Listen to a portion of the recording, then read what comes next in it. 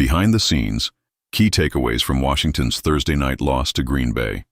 The Washington Commanders suffered a tough 23-13 loss to the Green Bay Packers in Thursday Night Football, marking their first defeat of the season. The game was a back-and-forth battle, but ultimately the Commanders' inability to capitalize on key moments and their struggles with injuries proved costly. Here are 5 key takeaways from the night. Missed opportunities, a costly inability to capitalize. Washington's offense was stagnant for much of the game, and their inability to convert key opportunities turned out to be a significant factor. One of the most notable errors came from kicker Matt Gay, who missed 2 crucial field goals, one just before halftime and another to open the second half. The missed opportunities not only kept the Commanders from closing the gap, but also allowed Green Bay to extend their lead with minimal effort. As the game progressed, quarterback Jayden Daniels faced constant pressure from the Packers' defense, which harassed him into a series of rushed throws. Daniels finished with a QBR of just 26.9, the second lowest of his career, underscoring the impact of the Packers' defensive line. He was sacked 4 times, but more damaging was how the pressure sped up his decision-making and limited his options, making every drive a battle for yards. These missed chances put the Commanders in a difficult position, especially as they struggled to find any rhythm offensively. Defense holds its ground, but struggles with consistency. While the Commanders' defense was far from perfect, it played a key role in keeping Washington within striking distance.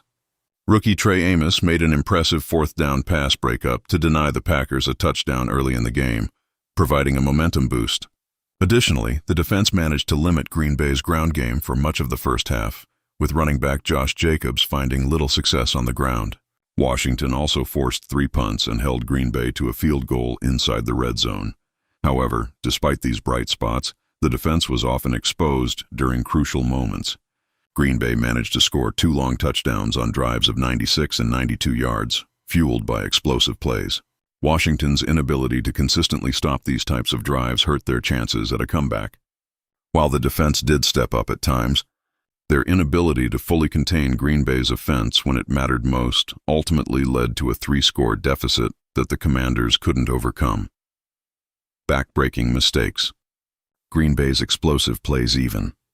When Washington's defense showed resilience, it couldn't stop the Packers from taking advantage of backbreaking mistakes. The most deflating moments came during Green Bay's long drives, where explosive plays were the primary factor. The Packers converted 2 crucial passes, one a 57-yard completion from Jordan Love to tight end Tucker Kraft, and another a 30-yard strike to Malik Heath, which set up scoring opportunities. Washington's defense appeared to bend but not break, especially in the second half, when they gave up a touchdown following a quick 20-yard score from Zach Ertz. However, the Packers responded with a 9-play touchdown drive, leaving Washington with little time to recover.